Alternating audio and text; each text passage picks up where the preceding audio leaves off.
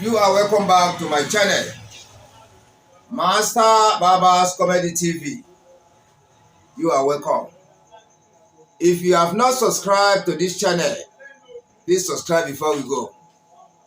Yeah, this film you are watching, just look under the right hand side. You will see where they write subscribe in capital letters. SUBSCRIBE, subscribe. You just use your finger to press. When you just press on it, it will now change into subscribed. SUBSCRIBED with notification bell, which means you have subscribed to Master Baba's Comedy TV channel. That is number one. You have gotten the access to see all my YouTube videos.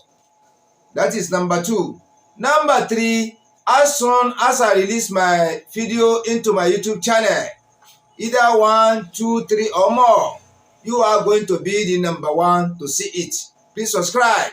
Subscribe before we go. Yeah. Thank you. You are welcome back to my channel again. Now, this program I am on now, it is 2 in 1. We will speak Pidgin, that is English, the one I'm speaking now. At the same time, we are going to speak in Yoruba again, that is 2 in 1. My followers, my subscribers, my viewers, all my lovers are complaining that many people do not understand Yoruba very well and they are interested in my program. Because of this, we have to do one or two things to make sure those people that do not understand Yoruba perfectly, they can be able to enjoy us a little bit better than the past. Yeah. Ẹ ṣé gan, ẹ kú àbọ̀ sí orí program mi Master Baba's Comedy TV lélẹ́yìí. Bẹ́ẹ̀ ni, ẹ ṣé gan. Tí ẹ bá ti subscribe sí channel yìí, tẹ́ ẹ bá ti fọwọ́ sí ẹ máa fọwọ́ sí. Ẹ wò sàlẹ̀ fíìmù yìí lọ́wọ́ ọ̀tún, ẹ rí tí wọ́n kọ SUBSCRIBE subscribe. Ẹ fi ká tẹ̀ báyìí, tẹ́ bá ti fi ká tẹ̀ lórí ó máa yíra padà á di subscribe. SUBSCRIBED àgbé àgbo kékeré sẹ́gbẹ̀ẹ́. Ó fi hàn wá wípé a ti darapọ̀ mọ́ Master Baba's Comedy TV nìyẹn. Ìyẹn lálákọ̀ọ́kọ́. Ẹlẹ́ẹ̀kejì ni wípé gbogbo àwọn fíìmù tá a ti ṣe sẹ́yìn ẹ lè rí gbogbo ẹ̀ wò. Ẹlẹ́ẹ̀kẹta ni pé kété tá a bá ti ń parí fíìmù tá a ń jù sórí YouTube, ẹ̀yin lẹ́kọ́ máa jẹ́ àkọ́kọ́ tí kọ́kọ́ máa rí. Ẹ ṣé gan. Ó yá ẹ fi ká tẹ̀ ẹ subscribe. Ẹ ṣé gan, ẹ kú àbọ̀. You are welcome back again.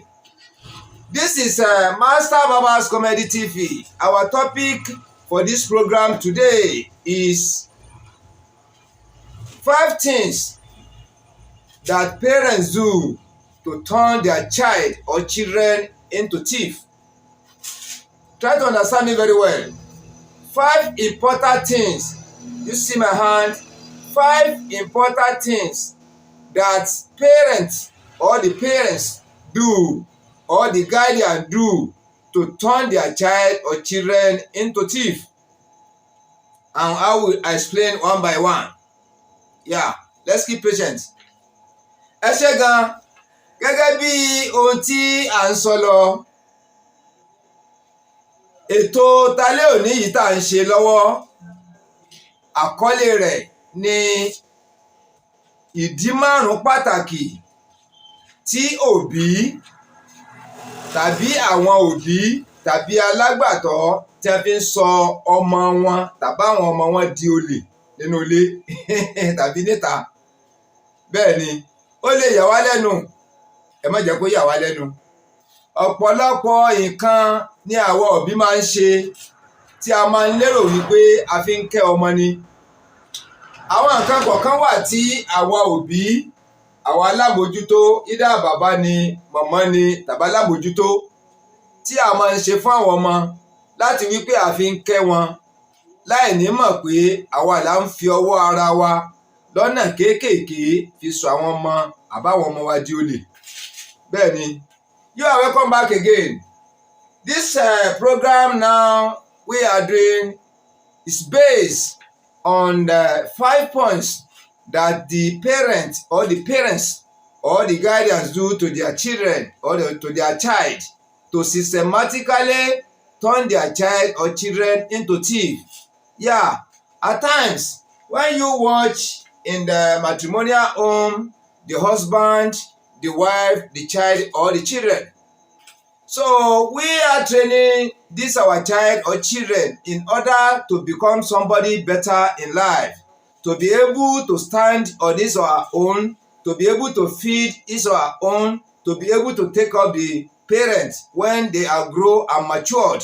And before you can take care of your parents when you are grown and mature, which means you are being nurtured, you are being taken care of properly right from the grassroots of your life. Yeah, but there are some things that the parents or the guardians do at times that they systematically turn their children into thieves. Yeah, they might not know because many parents or the guardian, they take it as if they are giving the honor to their child. Yeah, and it is a big, very, very big mistake, but they did not know. And some that did know, maybe they are just internally doing it, or many did not even know it, but they are just doing it. But this night we are going to talk and analyze many of these points and explain it so that we can be able to understand it very well, that in another time we have to change our character in order to make all these child or the children become something better in life. They can be able to take care of his or herself or themselves. Before a child can take care of the parents, which means the child or the children are able to stand on their own feet, they can be able to feed his or herself or themselves before they can be able to remember the children, remember the whole nation. Ẹ ṣé gan, gẹ́gẹ́ bí ọ̀rọ̀ tí à ń sọ, ọ̀pọ̀lọpọ̀ àṣìṣe ni àwọn òbí, bàbá tàbí màmá tàbí àwọn méjèèjì tàbí alágbàtọ́ tí wọ́n ń ṣe lórí àwọn ọmọ tí wọn ò ní mọ̀ wípé àṣìṣe gbáà ni. Àwọn míì máa ń rò wípé àwọn fi ń kẹ́ ọmọ ni. Àwọn míì á wò wípé ẹyọ kan náà mo bí o, mo gbọ́dọ̀ tọ́jú ẹ̀ ni o, ẹyọ kan mo bí ọpẹ́ ká tó bí o, ọmọ 40 ọdún ladà 60 ladà kó tó di pé arọ́mọ bí. Bẹ́ẹ̀ ni èèyàn gbọ́dọ̀ wo yẹn, because tá a bá wo dídùn fàn a máa họra dé egun.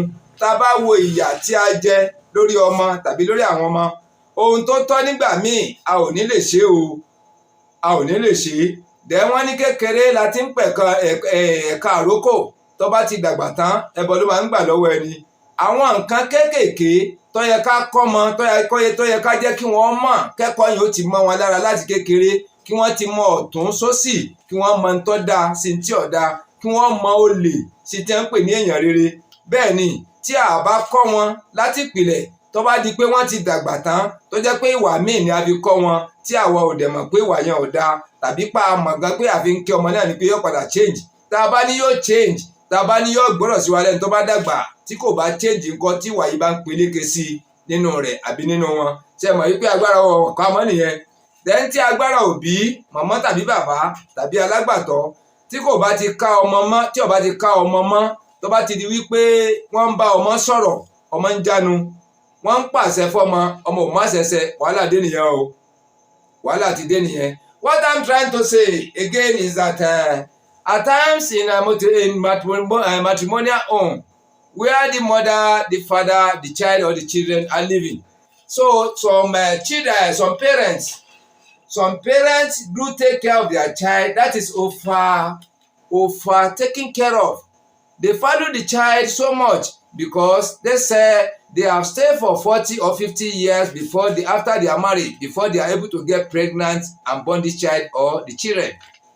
They suffer a lot. It costs them a lot of money, a lot of stress, a lot of cry before the child or the children are able to come into this world. But when we look into that pains, we will take care of the children in a bad way, because all these things we are using to train them in opposite side, we might be thinking is good, and the children, wherever you're supposed to do a little thing for, you are doing a bigger thing that is in excess for a child or such a child or such a children. You might not know, but when this thing gets into their body, later your power will not be able to control them again. When you give them advice, you control them, or you control your child. Say, do this, do that. And you can see now the child or the children are now replying you that, daddy or mommy, you cannot do that, or you cannot do that. Or, what the children are saying will now overpower what you are telling them. The trouble has begun to shoot out. We need to take care. We need to know. Before you can train a child that becomes somebody better in life, you have to start the proper training right from the grassroots of the child or the children. That is what we're supposed to know. Yeah, we're supposed to take care. So there are 5 points, 5 important points that the parents or the guardian do to their children or to their child to systematically, indirectly turn the child or the children into thief or an armed robber later in future. How we analyze all these points, and through all these points you can be able to understand, you can be able to see it properly by yourself. The point might be more than 5, but I only gather like 5 important points. These important points, when we read it out and we consider it, you can be able to see that we need to change our character. We need to nurture, take care of our children in a good way. Yeah, I've been getting some visitors here. Yeah, watch for you and be. Come and show face here now. Come and show face. Come and show face. Ara àwọn kí lẹ fẹ́.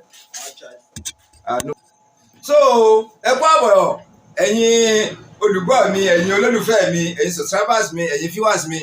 Bẹ́ẹ̀ ni tá a bá tún wá gbéyẹ̀wò dáadáa, a rí wípé àwọn òbí tàbí alágbàtọ́ nígbà míì, ọ̀nà tí à ń gbà kẹ́ àwọn ọmọ, ọ̀nà tí à ń gbà tọ́jú àwọn ọmọ, a máa fi hàn àwa gan nígbà míì wípé à ń kẹ́ àwọn ọmọ yìí jù. Bẹ́ẹ̀ ni, ibi tí kíkẹ́jù bá dẹ̀ ti wà, ewu wà níbẹ̀. Tí èèyàn bá ro bí òun ṣe bímọ, bóun ṣe wàhálà, bóyá ọ̀kan lórí ìdíbò méjì ni tágbádẹ̀ ti dé, wọ́n á máa kẹ́ níkẹ́ wípé gbogbo ohun tí ń fẹ́ káwọn tẹ́ lọ́rùn. Gbogbo ohun tó bá sọ ni kó jẹ́ mímúṣẹ. Ẹ jẹ́ ká fura, ẹ jẹ́ ká fura, ẹ jẹ́ ká fura. Ọmọ tá a lá nífẹ̀ẹ́ yìí tá a dẹ̀ ń kẹ́ gan-an, tá a bá kẹ́ lọ́nà tó jẹ́ wípé agbára wa ò ní ká mọ́, yóò padà dẹkún fáwa náà ní Ọlọ́run má jẹ́ kó yọ̀rọ̀ wa kó dẹkún. Àníyàn wa láti bí ọmọ, àníyàn wa láti tọ́ wọn, àníyàn wa wípé tá a bá dàgbà kí wọ́n lè tọ́jú ara wọn, kí wọ́n tọ́jú wa, Ọlọ́run á bá wa mú iṣẹ́ sí rere. Àmín. Ẹ jẹ́ má bínú. So tá a bá wá wò dáadáa, àwọn ìdí pọ̀, ọ̀nà pọ̀ tẹ́ pé a lè máa fi tọ́ ọmọ tí a máa fi àìmọ̀kan mọ̀kàn tá a lè máa fi ba iye ọmọ yẹn jẹ́, tá a lè fi àìmọ̀kan mọ̀kàn sọ ọmọ dólè, tá a lè fi àìmọ̀kan mọ̀kàn sọ àwọn ọmọ tá a bí di jàǹdùkú, di àwọn ọmọ tàbọ́mọ tẹnu òníká. Bẹ́ẹ̀ ni, a ní ìdí 5 pàtàkì tí a máa sọ fún wa. Bẹ́ẹ̀ ni, tá a lè rí i pé tá a bá gbé yẹ̀wò, a rí i pé kó pọ̀rọ̀ ni. Àwọn ìdí mi tún lè wà o, táwa náà tún lè rò fúnra wa, sẹ́mọ̀ pé èèyàn ò lè mọ nǹkan tán. Àwọn ìdí táyì náà bá tún wá mọ̀ ni, a tún fi kún un tó jẹ́ wípé a wà mú un lò. Mímú lò tá a bá wá mú un lò yìí, ẹ rí i pé àwọn ọmọ yìí wọ́n á jẹ́ ọmọ olóríire, wọ́n á jẹ́ ọmọ alálùbáríkà.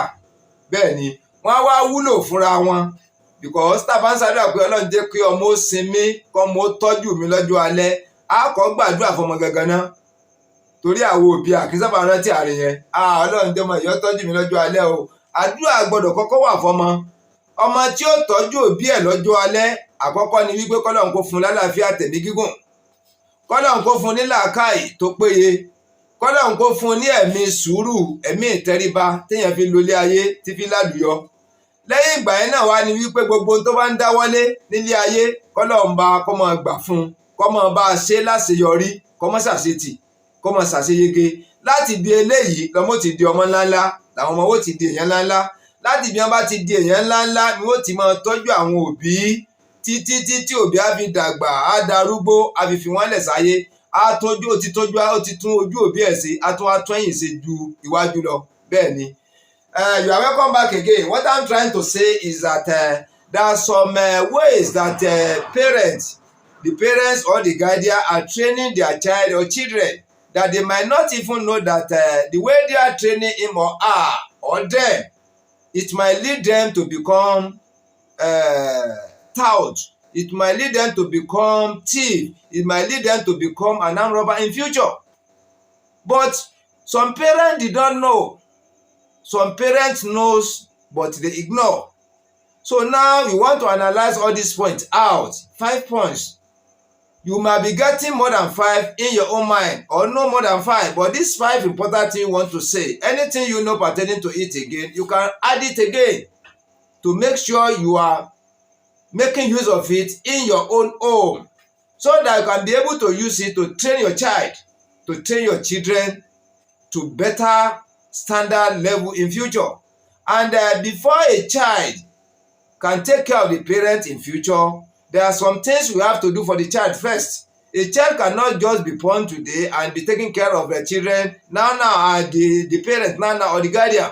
It's not possible like that. When you train your child properly, right from the root, when you train your child or your children according to the way you're supposed to train them, you understand me? You train them properly, then you let them know what is good compared to what is bad. You let them know the front, you let them know at the same time the back. You let them understand the nature of life. You let them understand the value of money.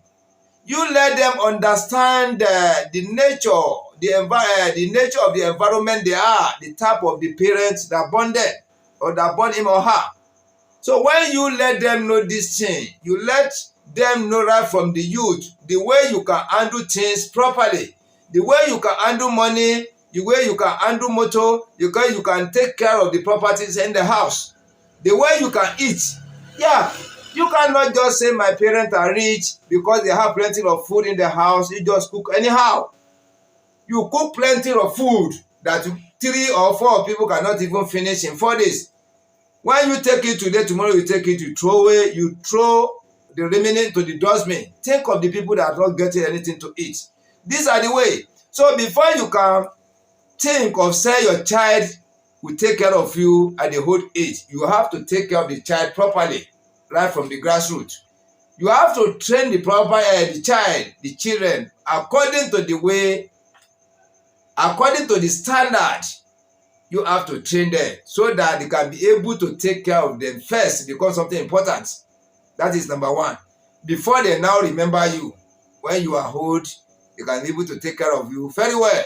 Thank you. So we now analyze the 5 points. When we analyze the 5 points now, when you watch, you can be able to know that what you are saying is important. All these 5 points are very, very important. They are very, very good and very, very important to take care of and follow.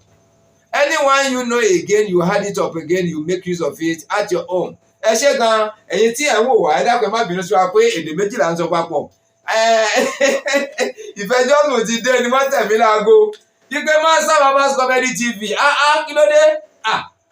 Àwa tá a nífẹ̀ẹ́ rẹ pọ̀. Ìgbà táwọn bá tó bíi 50, táwọn tan laptop, táwọn ń wò mí, táwọn tan iPhone, táwọn fi ń watch program mi, táwọn tan Android phone, táwọn fi ń watch program mi, àwọn méjì àwọn lórí tẹlifíṣàn àwọn ṣe sí. Àwọn ní bí wọ́n ṣe máa ń wọ́ọ̀kì ẹ̀ tí wọ́n ṣe transfer Android sórí screen ńláńlá táwọn máa dúró tó ká kí wọ́n máa wò já pé gbogbo àgbáyé pátá èèyàn bíi 1 million ló máa dé tó máa wò ná. Tó wá jẹ́ wípé àwọn kan ní ń gbọ́ èdè tí mò ń sọ dáadáa tó yé wọn. Ọ̀pọ̀lọpọ̀ wá gbọ́n tí mò ń sọ, ẹnu mi wọ́n kàn ń wò. Táyàn bá wá ó àwọn náà wá ó tẹ bá di pé kí ni ìtumọ̀ tó fi ó kọ̀ mọ́. Bẹ́ẹ̀ ni nẹ́bí sọ wípé ká sọ ọ́ lédè méjì.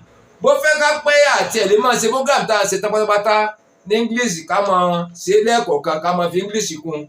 Ká dẹ̀ máa ṣe òmìnira tó pé pure English la máa sọ mẹ́ta bí broken. Ẹ dákun ìwà ní bínú, ẹ rí pé àwọn ìbò kéékèèké ní bẹ lẹ́nu tèmi. Mi ì fi bẹ́ẹ̀ gbọ́ ìbò púpọ̀ jù. Bí ìbá ṣe wá ń sọ tágétàgé, ẹ dákun ẹ jẹ́ ká máa síjú àánú wòra wa.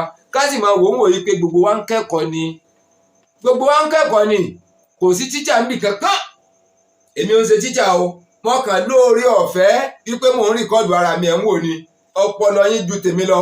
You are welcome back again, please. As I am saying, many people are watching this program. Many viewers are watching this program all over the world, in Nigeria, outside Nigeria, United States of America, United Kingdom, all over the world they are watching my program. And when plenty people are watching the program, some people are watching it on the Android phone. Some people are watching it on the iPhone. Some people are watching it on iPad. While some people even transfer the screen into the large screen of the television. Can you see? There are ways of doing it. When you get to this engineer, they will do it for you. You can be able to watch the program on the big television or small television, whereas plenty people can stay there and be watching. But when they are watching now, plenty people are watching my program. When they see those who understand the program, they just, hey, Master Baba, hey, you try, oh. The other time we join them because they don't understand the language. And if you ask them, why are you hailing this man? You don't know. Because they only follow Yoruba people that don't understand the language I'm saying. Some people understand little, but they don't understand it very well. That is why they now call me, you are our child. Master Baba is there and say, yes, sir. Yes, ma'am. You are our child. So you have to do this program in a way that we that you understand Yoruba, we can be able to hear you very well and understand what you are saying. And at the same time, those of us, many of us that like you, love your program, but we do not understand Yoruba totally, or we do not understand it, we just understand it halfly. When you speak like 100 things, you can be able to pick to understand like 2 or 3 languages you have spoken out of 100. You see, which means we do not understand very well. So you need to be putting in this small English, small pieces English. You know, pieces one, not whole one, no pieces. So that when you speak about 100 things, you can be able to understand like 70 and 75. Then we now understand your program. We now be very, very happy to be expecting the next video again. When we watch this one, we understand it. This one will impress us. You can be able to subscribe to your channel. We watch anytime, we like, we comment, we share, we download. Then we'll now be waiting for another notification for another film. Can you see? That is why we are begging you, we told you that introduce English into this program so that people can be able to enjoy you very well. Ẹ ṣé gan, gẹ́gẹ́ bí tí àwa ń sọ àti dójú àgbà mi báyìí.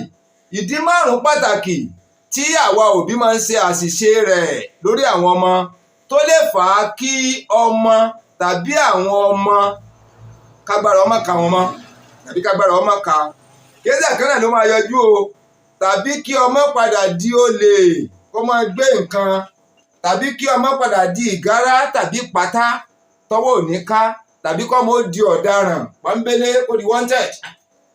Bẹ́ẹ̀ ni a gbọ́dọ̀ ṣàkíyèsí ìwà wa.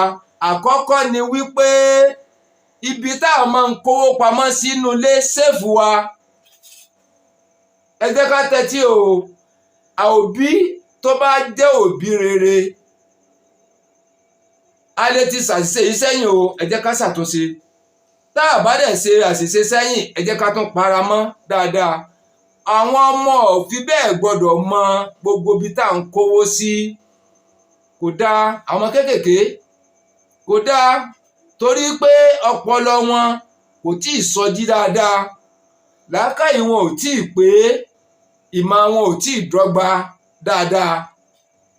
Ìgbà tá a bá ń kó millions, tá à ń kó thousands, tá à ń kó náírà pamọ́, lójú wọn wọ́n ti mọ ibi tá à ń kó sí, wọ́n ti mọ ibi tá à ń fi kọ́kọ́rọ́ sí. Òbí mi a máa sọ yìí pé òun ò lè farapamọ́ fáwọn ọmọ òun o, òun ò lè farapamọ́ àwọn ọmọ tòun ò kí ń jalè o. Bẹ́ẹ̀ ni àwọn ọmọ rẹ̀ ò kí ń jalè, Ọlọ́run sì ní jí wọ́n jalè. Ṣùgbọ́n tó máa bá ti mọ ibi tí gbogbo ẹ̀ ń kó ṣúra yín sí tán pátá tó ti mọ̀ ọ́n, tọ́jú orí rẹ̀ ò dẹ̀ tí ì gbé, tí làákàyè rẹ̀ ò tí ì gbé, tọpọlọ rẹ̀ ò tí ì gbé, kódà àwọn ọ̀rẹ́ tí bá ń sọ fún níta, ẹ jẹ́ ká bẹ̀rẹ̀ láti bẹ̀ yẹn o. Ó wà ń ta wọ́n jọ ń sọ̀rọ̀ láwọn pẹ̀lú àwọn ẹgbẹ́ rẹ̀. Ó wá sọ débi pé màmá mi ní gold, màmá mi ní wá, kódà àwọn ọmọ ibi tó máa ń kó sí. Èyí tó bá wá ní làákàyè inú wọn tó ń dàgbà tó gbọ́n tí wà rẹ̀ ọ̀dà, wọ́n mọ̀ wá ta ọmọ yẹn wípé tóbi rẹ̀ ọba ti sínlé lọ sí dúrà lọ mú kan wá jẹ́ ká wò, tàbí mú fẹ́ kan mú bí 5 wá oríṣiríṣi ká wo bó ṣe rí. Ọmọ yẹn á lọ bẹ̀ lẹ́yìn, á sí dúrà, á kó góòdì jáde, á kó sílvà jáde, á kó bronze jáde. Òun ò mọ iye rẹ̀, kò mọ fálù rẹ̀, kò mọ bó ṣe tóbi tó, kò mọ ìyà téèyàn jẹ, oògùn téèyàn là kó tó di wípé èèyàn rírun nǹkan bẹ́ẹ̀. Ẹni tó dẹ̀ to góòlì jọ sínú ilé, tó to sílvà jọ sínú ilé, tó to bronze jọ sínú ilé, tẹ́ ẹ bá bí ó máa rí wí. Àwọn míì fi ọgbọ́n kówó pamọ́, instead tówó fi wà nínú ilé, wọ́n mọ̀ ra àwọn nǹkan yìí jọ. Wọ́n mọ̀ wípé táwọn bá rà ní 1 million ẹyọ kan lónìí, in the next ọdún márùn-ún tí ń bọ̀ sísìn táwọn bá nílò owó ní táwọn rà ní 1 million yẹn àwọn fi lè tà ní 10 million tí ó tún ti léwó sí torí pé máa léwó sí ni. Kàkà tí òbí mi ò fi wá máa kó sí báǹkì tàbí tí ọmọ kó pamọ́ sínú ilé tẹ́pọ́wò ń le ju ó lè bàjẹ́ wọ́n máa fi ra gold pamọ́. Ṣé tí mò ń sọ ti yé yín? Wọ́n máa fi ra slipper máa fi ra bonds pamọ́. Tí ọmọ bẹ́ẹ̀ tí wọ́n bá wá tàn án tó lọ mú kọ́kọ́rọ́ tó ń dọ́gbọ́n yọ àwọn nǹkan yìí tí ń lọ kó fáwọn ọ̀rẹ́ rẹ̀, àwọn èyí tó gbọ́n nu wọn yẹn àwọn á máa gbà wọ́n máa ra bisikíìtì fún un. Ṣé tí mò ń sọ ti yé yín? Àwọn ò tún tàn án nígbà míì wípé tí mọ́mì rẹ̀ bá ti sílé tí wọ́n bá ti lọ church àbí tí wọ́n bá ti lọ Sunday báńkì evening àbí tí wọ́n bá lọ sí àdúrà tí wọ́n lọ gbà yẹn àbí tí wọ́n bá ti lọ bá bí báyìí tí wọ́n lọ sọ àbí tí wọ́n bá ti lọ bí ìnáwó tí wọ́n sá sí nílé rárá máa jẹ́ ká mọ̀ ó tún fún un ní bisikíìtì torí pé òun ò gbọ́n yọ gbà. Bisikíìtì tí wọ́n fún yẹn ó tóbi lójú ẹ̀ gan, ó tóbi púpọ̀, ó bí góòdì tó tóbi yẹn tó wọ́n mọ iyì rẹ̀ gẹ́gẹ́ bẹ́ẹ̀ ni bisikíìtì yẹn dàbí gold lójú ẹ̀. Àwọn góòdì ńláńlá slipper ńláńlá brush ńláńlá táwọn fowó ńláńlá rà yìí ọmọ yìí ọmọ kó jáde yọmọ lọ fáwọn ọ̀rẹ́ rẹ̀. Tó bá di pé àwọn ọ̀rẹ́ tí ń kó fún àwọn tó tún dàgbà jù wọ́n lọ rí lọ́wọ́ wọn, àwọn náà tó máa rà á lówó pọ́ọ́kú lọ́wọ́ àwọn yẹn, àwọn náà torí bọ̀ wọ́n fi kọ́ máa kó wá rẹpẹtẹ tí wọ́n fi palẹ̀ góòdì mọ́. Tó bá jẹ́ pé ẹni tí máa kó nǹkan pamọ́ lẹ́yìn oṣù 6 ọdún kan ní máa tó lọ wò ó níjọba débẹ̀ kò ní bá kankan mọ́. Ṣe rí nǹkan bẹ́ẹ̀. So irú ọmọ bẹ́ẹ̀ tó náà bá wá ń dàgbà sínú rẹ̀ tó ń dàgbà tó padà wá mọ iyì tí ń kó, ó ti bẹ̀rẹ̀ rẹ̀ títí ń kó tipẹ́ olè sì là ń perú ẹ̀ bọ̀ tó wọn ọmọ. Àwọn tó yẹ kó sọ fún tó gbọ́n jù lọ wọn ò sọ fún àwọn tó ń tàn sí ni ojú rẹ̀ ó ti wọ̀ ọ́. Táàmù táwọn òbí bá gẹ̀ẹ́tì ẹ̀ sí kọ́ mọ́ ṣerú ẹ̀ mọ́ kò lè dá dúró o torí pé ìwà tó ti mọ́ra ni tó ti ń ṣe tipẹ́ bí ọdún 5 ọdún 10 ó ti mọ́ra. Ó mọ àdàgbà táwọn òbí yẹn yàn jẹ ni tàbálágbà tó yẹn yàn jẹ àkódò lè torí ẹ̀ gan tinú ilé ò ní dùn mọ́. Tàbí kírú ọmọ bẹ́ẹ̀ kíwà tí ọmọ wù sí wọn nulẹ̀ kọ́mọ ìyàwó òbí ẹ̀ lẹ́nu pé bó ní lágbájá sí wá rí báyìí bìkọ́ ó ti mọ iye owó tó ń rí níbi tó ń gbé yẹn òun ò lè mọ̀ pé òun jalè gbọ̀ngbà tó padà dàgbà ọmọ kò lè ní ìgbọ́n kò lè dá dúró mọ́. Pọ́ìntì yẹn ẹ jẹ́ ká dì mú. You are welcome back to this channel again. For those who don't understand English, I'm trying to explain that our parents, out of that 5 points I said I will explain, I will now say number 1 now. Our safe, our drawer, where we used to keep our jewelries, our properties, our documents inside the house. Maybe you build a big box, iron box or wood box, you call it safe. You mount it somewhere hidden inside the house, inside your matrimonial house. Only you supposed to know the place and the husband. But unknowingly, you have shown this secret to your child. Your child know where you are keeping your money. Your child know where you are keeping all this your gold, silver, bronze. In his or her present, you will bring all this thing out, be counting. In his or her present, you will carry some come from outside, be putting it to join the rest inside the drawer. You now be arranging it. This your child is there. He has known the secret of everything. When you do everything finished, you lock the drawer, you hang the key near the drawer again or somewhere that your child know the particular place you are even keeping the key. At times, you might even give the key or the set of key to the child. Say, go and put it in the place where I used to keep it. Your child will go there. But unknowingly one day, outside, your child is playing with his or her friends. He or she now made mention of, say, my mother has gold, plenty of gold inside the drawer. My mother has plenty of bronze, silver inside the drawer. But the little ones that get sense bigger than his own, that know what those things really meant, they will now buy biscuits for his or for your child, for his or her. After buying the biscuit, giving it to her, that biscuit is just like gold in his or her present. From there, they will control your child to go and bring 5 sets of gold, silver, and bronze to let them see how it is. Rush, go out now, go and bring it. Your child will go when you are not around. They will be doing this thing to him or her when you are absent. They know that you have traveled, you are completely at home now. Nobody's at home. The home is empty. The child will not go there. Open the nowhere. He or she knows where you used to put the key. At times you give the key to he or she to go and keep. So after, your child will go there, now take some gold, some silver, some bronze, now take it to the children, his or her friends. After that one now, they will collect it, give it, buy a little biscuit for your child. Then you see, now your child friends gave him or her biscuit. Then another people that saw this bronze in their hand will now give them or be buying this thing from them, giving them the little money. Can you see, it has become 2 or 3 steps now. Now they now be buying biscuits for your child, controlling your child to go and open the drawer when you are absent, when you are not at home. Before you know what is going on, under 3 or 4 months, the drawer is empty.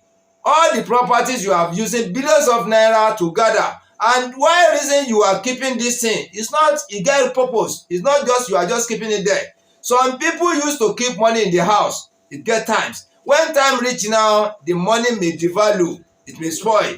But instead of the money to spoil, some people use their money to buy gold, bronze, silver. They now be keeping this at home. This thing get 2 important things.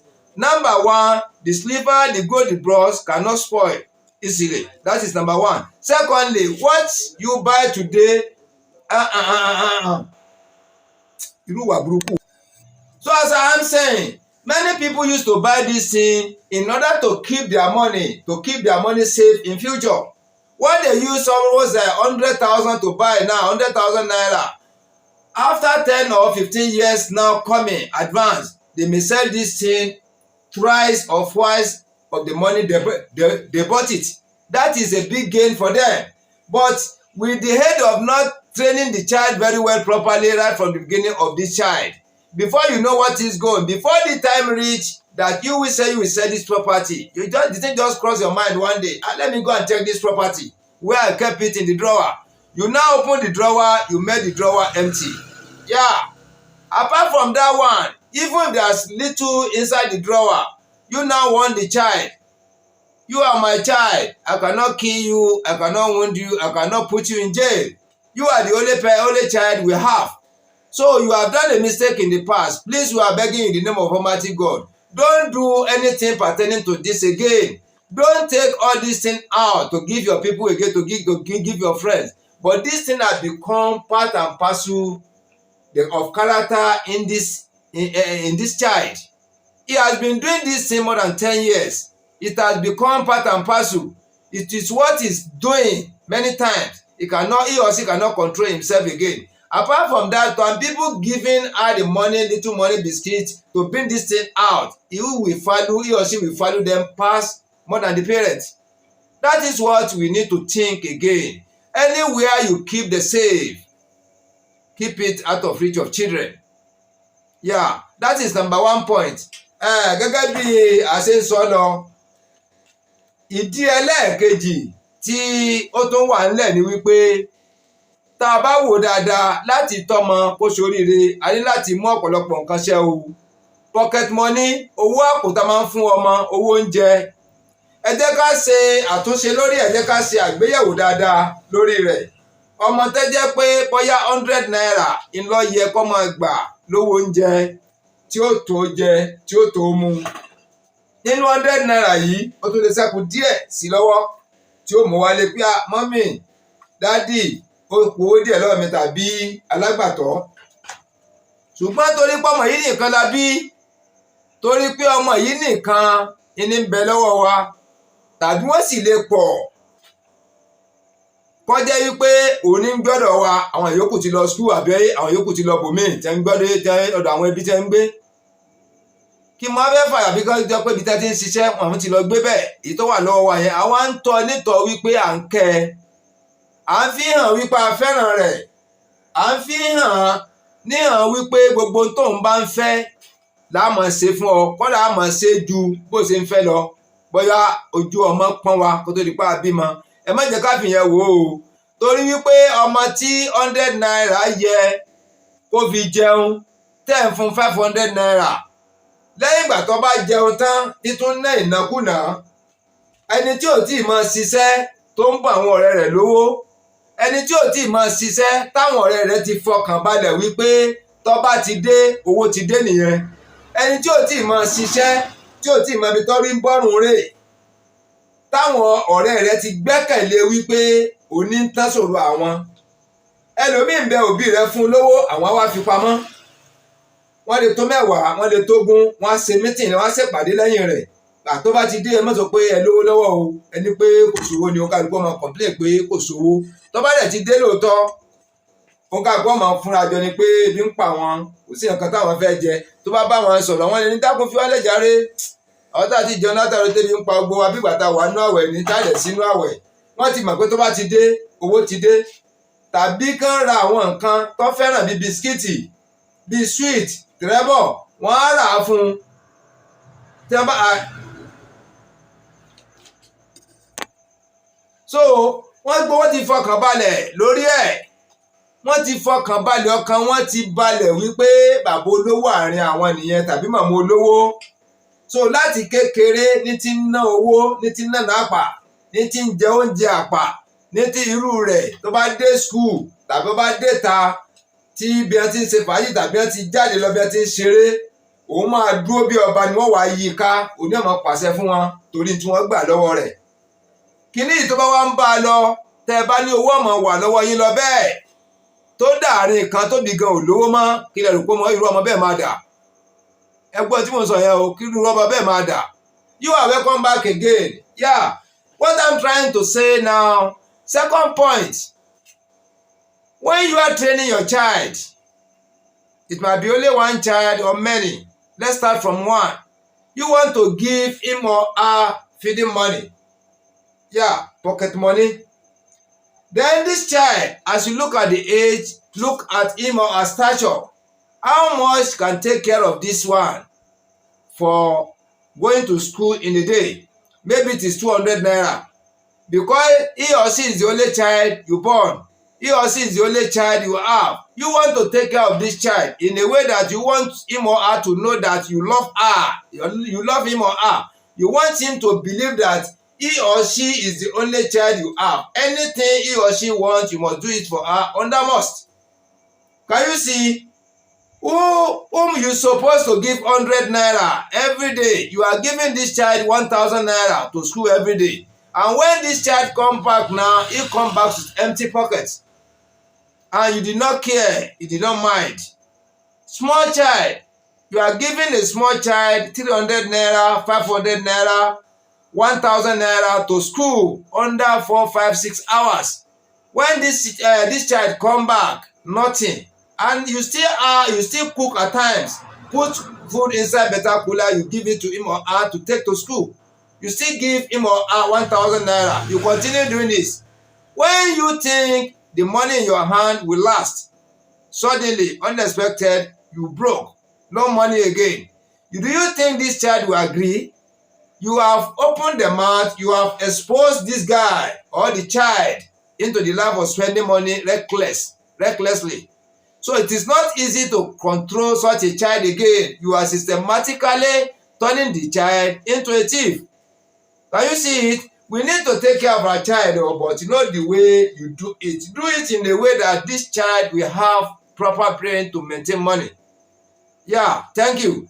Ẹlẹ́kẹta ni wípé tá a bá wò dáadáa, ọmọ tí a bá fẹ́ kó lálùbáríkà kó soríire, tá a dẹ̀ fẹ́ kó jalè, tá a fẹ́ dalẹ̀ ayé ẹ̀rú, tá a fẹ́ ba ọ̀nà rẹ̀ jẹ́.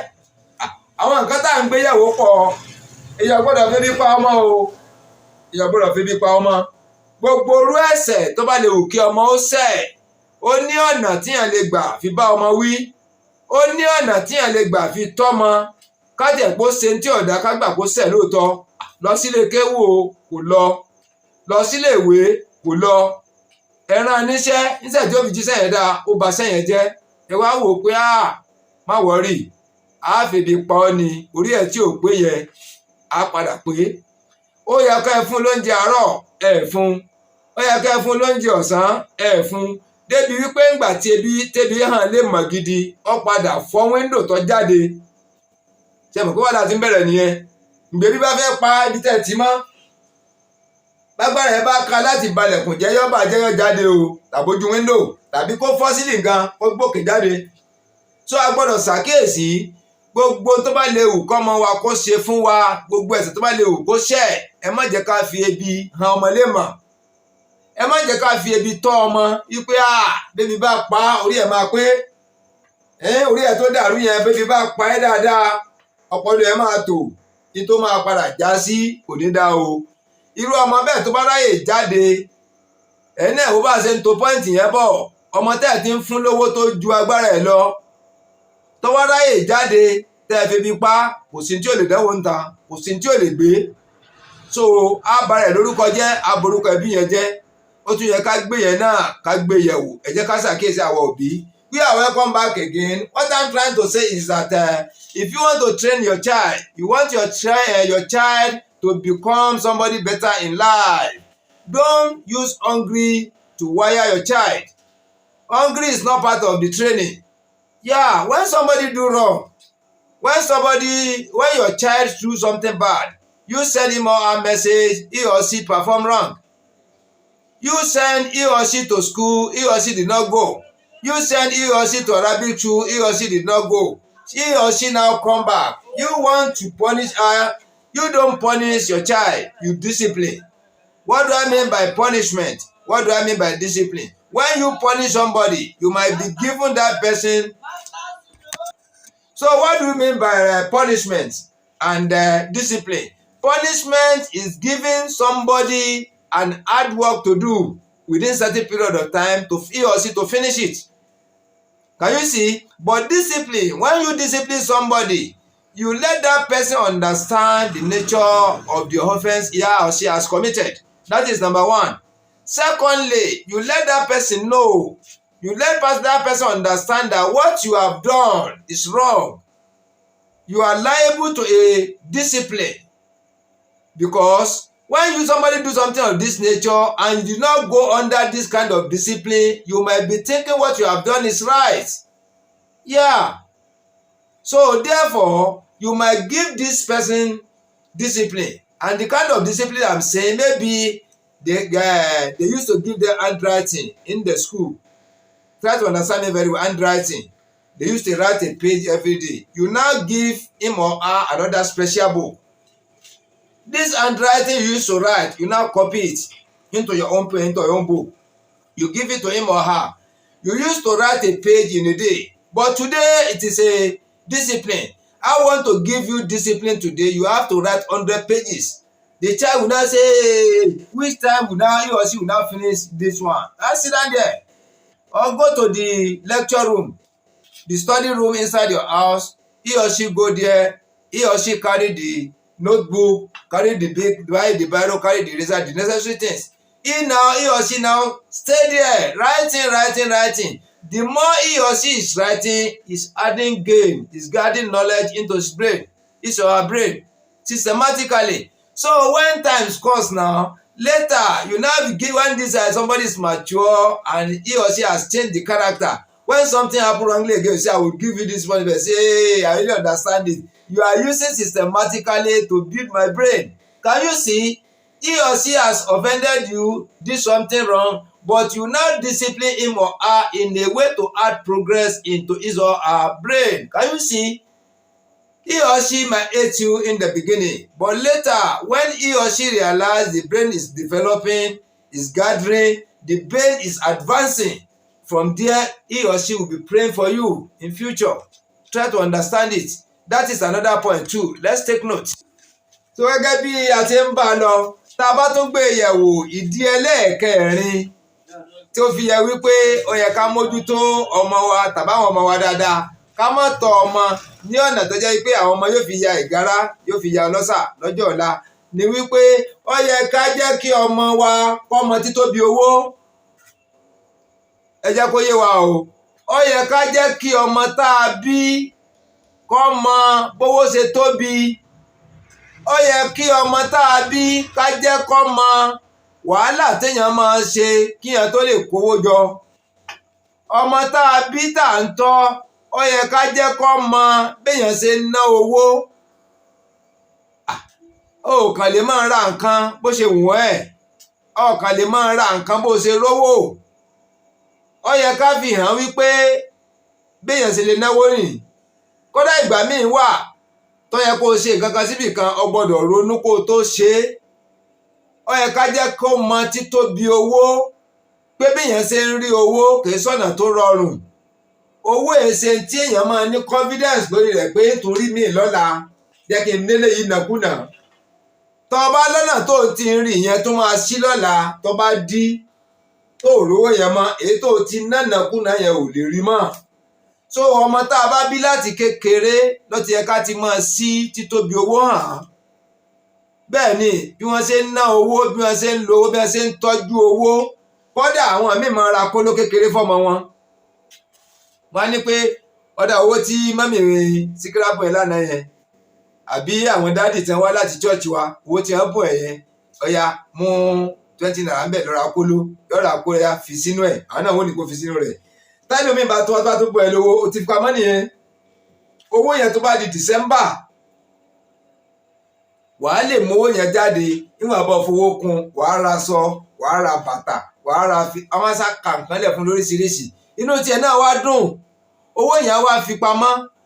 Níwájú Ọlọ́run bá àtẹnìyàn wọ́n máa ń gbàlejò nínú ilé yẹn torí wípé pásítọ̀ ni bàbá rẹ̀, àáfàá mùsùlùmí ni bàbá rẹ̀, babaláwo ni bàbá rẹ̀, tó jẹ́ wípé ọ̀pọ̀ èèyàn ọ̀gbọ̀rọ̀ èèyàn ló máa ń wá wọn wá ní gbogbo ìgbà.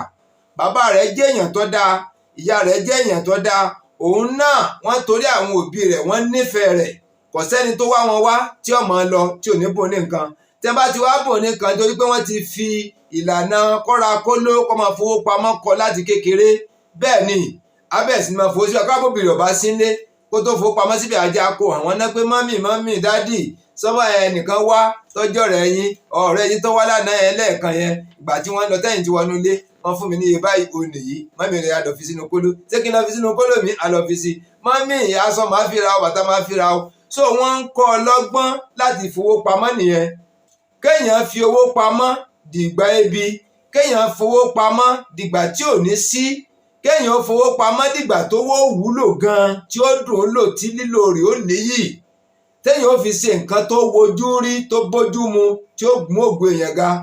Bẹ́ẹ̀ ni àti kékeré wọ́n ti ń kọ́ yẹn. Tùbọ̀ téèyàn bá kọ́ ọmọ nílànà yẹn tó jẹ́ pé tí wọ́n bá ti bùn lójú ẹsẹ̀, òbí rẹ̀ pé yẹn lọ́ra bisikíìtì wá á jẹ́, tẹ́ bá tó fún un nígbà mìíràn lọ́ra búrẹ́dì wá, lọ́ra búrẹ́dì àtẹyin wọ́n á jẹ́. So wọ́n ti fi lé náà nìyẹn, wọ́n jẹ́ kó mọ títóbi owó. Ọmọ tí wọ́n bá dẹ̀ jẹ́ kó mọ títóbi owó, gbogbo ló máa kéré lójú rẹ̀. Tí wọ́n bá bùn ní 1 million, òun ká tó lè bùn yẹn ń ṣe yìí, ó lè fọ́n dànù, ó lè pín fáwọn èèyàn, ó lè fi lọ rántẹ́ pé kò ní wúlò fún, torí pé kò mọ títóbi owó, kì í dẹ̀ ṣẹ̀bi rẹ̀. Tẹ́ bá wò ó kò ń ṣẹ̀bi o. Ọ̀pọ̀lọpọ̀ àwọn ọmọ tágbára ọ̀ká mọ́ láàárọ̀, ọ̀pọ̀lọpọ̀ àwọn ọmọ tí ẹnu òbí ọ̀ká mọ́, ọ̀pọ̀lọpọ̀ àwọn ọmọ tí wọ́n ń lé káàkiri tí wọ́n mú sátìmọ́lé mú sọ́gbẹ̀wọ̀n káàkiri yìí kì í ṣẹ̀bi ọ̀pọ̀lọpọ̀, kì í ṣẹ̀bi ọ̀pọ̀lọpọ̀, torí pé láti kékeré tó ti yẹ kí wọ́n jẹ́ kí wọ́n mọ títóbi owó, bí wọ́n ṣe ń fowó pamọ́, bí wọ́n ṣe ń ná owó, bí wọ́n ṣe ń bùyàn lówó. Ẹni tó bá ẹlòmíì tí ó bùyàn lówó kan tẹ́ pé èèyàn gbọ́dọ̀ gbà, èèyàn gbọ́dọ̀ mọ̀, téèyàn kọ̀ jálẹ̀jálẹ̀ pé rárá ẹ fowó sílẹ̀. Ẹlòmíì tó wá dẹ̀ bùyàn lówó gan tíyàn lè gbà, wọ́n ti jẹ́ kó mọ gbogbo nǹkan yìí. Ṣé rí wípé ilé ayé rẹ̀ ti rọrùn láti kékeré ní òtún mọ̀ bí ẹ ṣe ń ṣiṣẹ́, bí ẹ ṣe ń fowó pamọ́. Dóòkò tí ì máa ṣiṣẹ́ bọ̀ tó mọ̀ pé wọ́n ń ṣiṣẹ́ ni kí wọ́n tó rówó, wọ́n ń làágùn ni kí wọ́n tó lè rówó. Ẹni tó bá wá ṣiṣẹ́ tó rówó tó lọ kíyàn tó wá bùyàn lówó díẹ̀, kẹ́ mọ̀ pé iṣẹ́ ńlá yín ló ṣe. Wọ́n ti jẹ́ kó mọ̀ láti kékeré, wọ́n ti jẹ́ kó mọ̀ tẹ́ bá bùyàn lówó kíyàn máa ń dúpẹ́ nítorí pé ẹni tó bùyàn lówó yẹn ó làágùn ni kó tó rówó. Oh, you are welcome back again. What I'm trying to say is that the value of money, yeah, as a parent, as a guardian, as our parents, we suppose let our child know the value of money, in the sense that a small child, somebody enter your house as a visitor, now going back to his or her house, now give your child 1,000 naira. When you did not let your child know the value of money, the big of money, he or she, before you even know, can just go outside and buy fried egg, bread, tea, bring it home without even showing the money to the parents. Say, where have you got all these things? Say, it was your visitor that came. When he or she was going, gave her 1,000. And you did not even show it to us because you did not train him or her in that way. So you need to train your child. You show him or her the money. What is this? This is money. What is the meaning of this money? This is legal tender. We use this one. Government print this one out to buy property worth of so amount. You understand it? And before you can get this money, you have to work. You have to work very, very hard. And before you can work, you need to go to school. Arabic school, English school, Bible study, all these things you now gather them together. You go to your primary school, you finish. You go to secondary school, you finish. You go to advanced level. You take your distinction there after you are working. That is the way the money comes. You cannot just be born today and get money today because you need this thing to follow processes. Yeah, we are now training you now, spending money on you to become somebody who can stand on his or her own in future, to become self-independent. Through your self-independence, you can be able to take care of yourself, your wife and your children. And at the same time, when we are old, you cannot work again. We will be expecting you to take good care of us, me and your dad. Can you see? But when you not allow this child to know the value of money, it is very, very bad. He or she will not be able to handle money. He or she will not be able to know how to save money. He or she will not be able to think exactly the amount he's supposed to use for certain things. Where he's supposed to spend 10 naira, he will be spending 1,000 naira there because he did not know the value of money. Yeah, when they give somebody that's your child money, he don't suppose even to spend anything there. First thing he was supposed to do, he thank the person who has given him or her the money after taking the money to the parents. It is the parent that will not decide, okay, go and put it inside your little safe you buy. Can you see? Right from the beginning of the life, you saw your child. You buy small safe made of this plywood or mud. We call it safe. We put coins, we put little money inside. We call it safe when we are small. You understand me? When they give us little money, we put it there so that the parent will not tell us that this is January. When you are gathering this money before December, now you want to buy anything for December, for Christmas, you can be able to broken this thing. When we break it up, we open it. We now carry all the money inside. We count it one by one. We know the total. After knowing the total, if the money is not rich, I will now add big money to join this money. I can now buy you exactly all things you want to do December. Can you see? The child will now be very happy. He or she will be very, very happy. Any amount, even at times, when mom or dad give her feeding money, he is going to school, they give her normal money that's supposed to give a child. But luckily, in the school, maybe the school cook, they serve them food.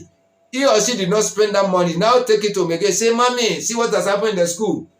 Our farm will now harvest the corns or the maize. They now cook it in the school. They share to us. Therefore, this money I took to the school in the morning for breakfast, I did not spend it. This is the money. May I go and put it in my safe? Can you see now?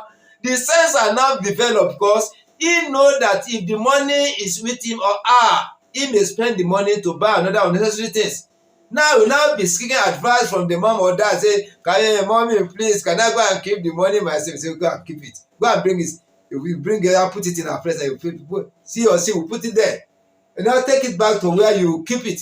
He or she will tell, well, bring it, I'll keep it for you. That is how they will continue. Before you know, the child has already understand the value of money. How to see money, he or she will know that it's not easy. How to spend money is easy. Do you understand me? You're supposed to know how to gauge the thing you want to buy to be in proportion with exactly the amount of money you're supposed to use to buy it. Can you see it? So right from the beginning of his or her life, you have let that child know the value of money. How to spend money, how to save money, how to take good care of money. And money is legal tender. You cannot just handle it anyhow. You cannot rough handle it. You cannot tear it. You cannot burn it. You let your child know and understand this thing right from the youth. Can you see that from the beginning of his or her life?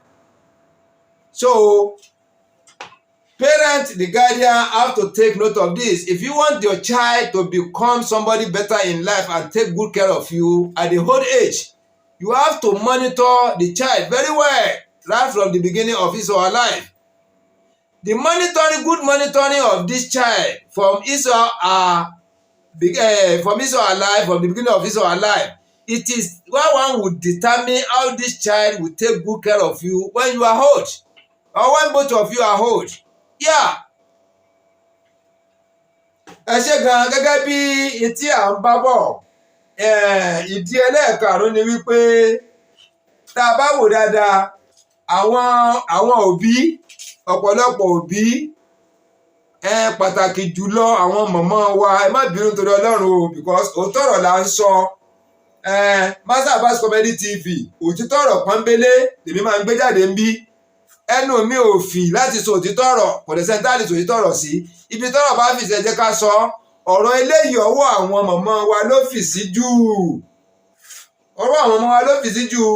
Tí ọdún bá dé, tí ayẹyẹ kan dé, tí ọdún bá dé, táyẹyẹ kan dé, tí òbí fẹ́ ra aṣọ fún ọmọ, tá fẹ́ ra bàtà fọ́mọ, tí wọ́n fẹ́ ra ohun ọ̀ṣọ́ tọ́mọ máa wọ̀, tí wọ́n fẹ́ rà fọ́mọ, oúnjẹ tí wọ́n fẹ́ rà sílé, wàhálà màmá ló máa ń pọ̀ jù. Wàhálà tàlá màmá àwọn òbí wa tó jóbìnrin, wàhálà wọn ló máa ń pọ̀ jù. Bàbá lè sọ pé slippers ló ń lágbára láti rà, màmá ò ní gbà.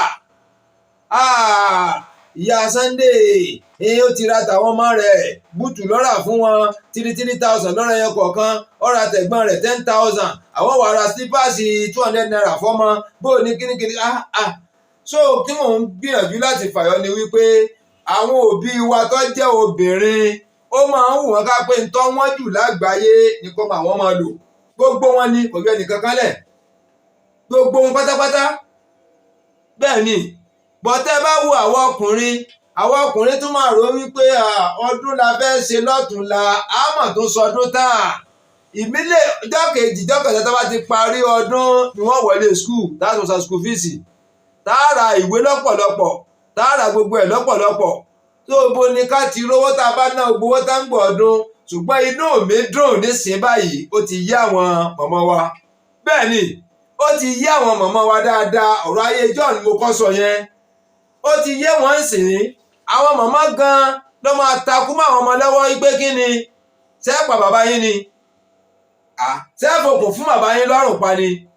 Èèyàn ní bàtà slippers ló wo òun tí báyìí kẹ́ ẹ máa jó kẹ́ ẹ máa yọ ni, ó ní tágbára òun kánú sẹ́ẹ̀ ní lọ léèwé mọ́ ni. Táàmù tẹ́ ẹ parí yìí sìn, bàbá yín fi 500,000 naira kalẹ̀, 300,000 lèmi náà fi kún. Mọ̀mọ́ rere nìyẹn o, ẹgbọ́n tí ń sọ o. Ṣé léyìí tí wọ́n ń bọ̀ yìí sìn yìí ní third time, ṣé lẹ́wàá pé àwà tó pa àrówó rẹ̀ ní lọ school, sẹ́ẹ̀ ní sẹ́ẹ̀tàmù tẹ́fì bọ́ sí fanayíyá ni. Orí àwọn ọmọ yẹn náà máa pé ó máa sọ jí wípé òtítọ́ ọ̀rọ̀ ni màmá wa ń sọ, ara wọn á balẹ̀. So àwọn nǹkan tọ́ wọ́n tá a mọ̀ wípé ayẹyẹ ọjọ́ kan náà ni. Christmas ọjọ́ kan ni náà. Ìgbà tó bá lọ ra sọ 500,000 1 million fáwọn ọmọ. Christmas wá tán, jọ́ kẹta wọn wọ school, wọ́n san one time báńkì 50,000 school fees. Ẹ̀ńtàrà sọ 1 million 2 million fáwọn ọmọ, ó wá jẹ school fees. Sọ bójúmu expensive materials tẹ́pẹ́ àwọn nǹkan tọ́wọ́n tá à ń rà fọmọ yìí tí ò tí ì yẹ kọ́ mo lò. Ọmọ ò tí ì mọ̀ dá ṣiṣẹ́, ó ní àwọn nǹkan tá a lè mọ̀ rà fọmọ fa, ṣùgbọ́n kò yí ọ̀pọ̀lọpọ̀ àwọn òbí, ṣùgbọ́n èmi ọ̀ là wá lójú. Ó ní àwọn nǹkan tá a lè mọ̀ rà fọmọ tó fi máa sọ, a gbọ́dọ̀ fi aṣọ tọ́wọ́n bẹ̀rẹ̀ lé ayé fọmọ. Bẹ́ẹ̀ ni, aṣọ tọ́wọ́n bàtà tọ́wọ́n gbogbo ẹ̀ tọ́wọ́n lẹ̀ à ń rà fọmọ láti kékeré láì tí ì ṣiṣẹ́. Ọmọ tí ò tí ì ṣiṣẹ́ tó ti ń lo dúkìá tẹni tó ṣiṣẹ́ lò. Ọmọ tó wà ní primary school tó jẹ́ pé bàtà tí ń wọ̀ sẹ́sẹ̀ principal àwọn gan ọ̀wọ́rú rẹ̀. Ọmọ tó wà ní secondary school tó jẹ́ pé fìlà tó ń dé sórí ọ̀gá wọn gan kò rówó rà. Tó bá wá parí school tó ń ṣiṣẹ́, tó sálárì tí wọ́n bá ń fún ṣé yóò lè ka gbọ́ àwọn tí ń rà yìí, ṣé sálárì wọn jọ lójú. Gbogbo tó yẹ ká gbéyàwó nìyẹn fa. Gbogbo tó yẹ ká gbéyàwó nìyẹn ló fi yẹ wípé bá a ṣe máa tọ́jú ọmọ, a gbọ́dọ̀ ṣàkíyèsí rẹ̀. Àlà ń kẹ́ ọmọ ni níbẹ̀rẹ̀, àlà fẹ́ ká yí ọmọ dá níbẹ̀rẹ̀, especially àwọn màmá wa, a fẹ́ ká kẹ́ ọmọ ní kẹ́ ọmọ wípé èmi nìkan ni kó mojú. Pàtàkì ọ̀rọ̀ nífà. a fẹ́ kẹ́ àwọn ọmọ wa níkẹ́ wípé bí bàbá yín bá lóun ọ̀rá ìrà fún yín, bí bàbá yín bá lóun ọ̀rá ìrà, ẹ fi kalẹ̀ jàre. Àwọn tí máa ń ṣẹnu kì í lè náwó, màmá ọmọ sọ bẹ́ẹ̀ lójú àwọn ọmọ sọ́dà. Màmá wa máa ra nǹkan ńláńlá, bàbá mi náà sì máa ṣe. Tọ́lọ́wọ́ fi làákàyè sẹ́mi màmá ń gbà mí wípé dádì wa kò rí bẹ́ẹ̀ yẹn. Gbogbo bẹ́ẹ̀ ṣe ńlá kò tẹ̀ ń ṣe wà láyé lèmi ń wò ó. Dọ́kẹ̀tọ̀ ọdún ó tún wọlé, èyí tí bẹ́ẹ̀ máa dún kúrẹ́ ṣe wo ọkọ̀ lásán. Ẹ̀yin sì fẹ́ gbà kọ́ wọ ọkọ̀ plane ní máa wọ ẹ̀wọ̀ tí ó fi gun flight lọ́bẹ̀ tó and fro. Kó tó wá kan suvisi, kó tó kan pocket money, kó tó kan gbogbo àwọn fún oúnjẹ tẹ́ máa rà fún, ẹ wo iye owó tí ó tó wà nílẹ̀ tá a nà á. Ẹ wá ní kán fi 5 million lọ ṣènáwó, rárá o, ẹ má jẹ́ 200,000 ti tó. Ẹ kó òun pamọ́ fún school fees àwọn ọmọ, bàbá yarí. Àwọn bàbá kan náà tó wà bẹ́ẹ̀. Ṣùgbọ́n sì inú mi dùn, ó ti yé bàbá, ó ti yé màmá. Kò sẹ́ni tó fẹ́ jẹ̀yà lọ́jọ́ alẹ́. Kò sóbì kankan tí ó dúró wípé kóun ó ṣẹ̀sín lọ́jọ́ alẹ́ òun, káwọn ọmọ tọ́jú òun. Sóbi tó bá ti yẹ ká náwó lọ́mọ lórí, ẹ jẹ́ ká ná. Owó tó bá jọmọ́ wípé ìnákúnà ni, ẹ má jẹ́ ká gbà, ẹ má jẹ́ ká ná o. Ìná àpà, ìná tá a ná tátà tó máa wá ronú, táfẹ́ lè máa tó búra wa sépèlera wa, ẹ má jẹ́ ká ná yẹn. Tí ìnáwó kan bá wà, ìtagbára bá káwọn bá ní ká rà fáwọn ọmọ, ní káwa náà rà. Kódà tó fi mọ́ oúnjẹ inú ilé, àlè tí ká má jẹun lójoojúmọ́, àjẹjù ò tó dáa. Àwọn nǹkan ní orí jẹ. Ẹ̀yọ́ wàá jẹ títí ẹ wàá ro àmàlà, ẹ ro ẹ̀bà, ẹ ro ẹ tún máa dá oúnjẹ nù níwájú àwọn tí ò rí jẹ láti jẹta, bóò ni ó ṣe rí. So gbogbo ń tábà máa ṣe ẹjẹ́ ká fi làákàyè ṣe é. Ní làwọn ọmọ inú òfin tọ́jọ́ tí ó fi wúlò fún wa, tí òfin ní ṣépè lọ́jọ́ iwájú. Bẹ́ẹ̀ ni, you are welcome back again, my viewers. Yeah, what I'm trying to explain is expensive material. Buying of expensive materials for our child or for our children all the time. Assuming December is coming now, you want to buy necessary things for December ceremony. Now, and the third day after December, after the Christmas, is the entry of the school, the resumption of the school. Can you see? So anything you want to buy for Christmas, you need to think very well. Anything you want to buy to do the occasion of the December, yeah, to do the Christmas, you need to think very well. Buy little things. Buy little materials for your children. Buy for yourself. The one that you know that they can be able to manage it, you can be able to manage it. Buy little food in the house that will satisfy you and your visitors. Don't do anything in excess. Don't cook anything to waste. I think you understand me? Because after December now, after Christmas, the third day now, they will resume into the school. They have to pay school fees. Maybe you have 3 children, 1 child, 4 children, assuming you have to pay for them. Maybe one of them is even going to the far place, schooling at the far place. Only transport costs a lot. After transport, school fees, tuition fees, everything, fees, pocket money, everything. When you gather all this money together, it's big. So when you are likely to pass through ceremony, cross into the resumption of the school children, you need to think very well. Know what you are doing. Don't take ceremony important than the education of your children. Don't take the ceremony very, very important. Buying of the ceremony clothes, buying of ceremony cap, buying of ceremony shoe, etc., etc. Don't follow it past the expenses of your children's school. Yeah, don't follow it past. Don't follow it past. Education is the best legacy. When your child gets better education, when your child trained properly, they are the one to take care of themselves. At the same time, when you are old, they'll take care of you and the man. They take care of the family. Therefore, if you cannot train them to the proper level, it may affect you when during your old age. We need to take it very, very well. Thank you, all my viewers. Thank you. I really appreciate for watching me. I really appreciate you for staying with me since morning. Can you see? I really appreciate those of you that used to call me, used to give me correction. The way you do this, you need to correct it. And the other one you are doing is correct. Continue on it. So I really appreciate. Ẹ ṣé gan, mo dúpẹ́ pọ̀ lọ́wọ́ yín ẹ̀yin tí ẹ̀ ń wò mí látàárọ̀. Mo dúpẹ́ fún àdúrótì yín. Ọlọ́run á máa wà pẹ̀lú gbogbo wa. A ò ní sì ṣe, a ò ní sì jẹ, a ò ní sì mu. Master Babas Comedy TV lẹ́ ń wò yìí. Mo máa ń gbádùn yín ni o. Gbogbo ìgbà máa ń ṣàdúrà fún yín. Gbogbo ẹ̀yin tẹ́ ń wo channel mi ní gbogbo ìgbà. Gbogbo ẹ̀ tó ẹgbẹ́ tí n bá ti jù sórí YouTube báyìí, immediately ẹ ti hàn, ẹ ti ń wò ó, ẹ ti ń kọ́gbọ́n bẹ́ẹ̀ tí tó ń pè mí náà wípé èyí tó ṣe kú díẹ̀ káàtó báyìí ló tó ṣe. Èyí tó ṣe yìí dáa, tó kọ̀ntínú rẹ̀ tó fi báyìí kún, yọ ilé yìí kúrò ń bẹ̀. Ọlọ́run jẹ́ kó dáa fún yín. Ilé yín ọ̀nà yín kò ní bàjẹ́. Ẹ̀ ń tẹ̀ bá ti wá subscribe, ẹjọ́ tó lọ́ọ̀ subscribe. Ẹ darapọ̀ mọ́ iléeṣẹ́ Master Babas Comedy TV. Ìyẹn gangan ni màá mú wa lọ sókè.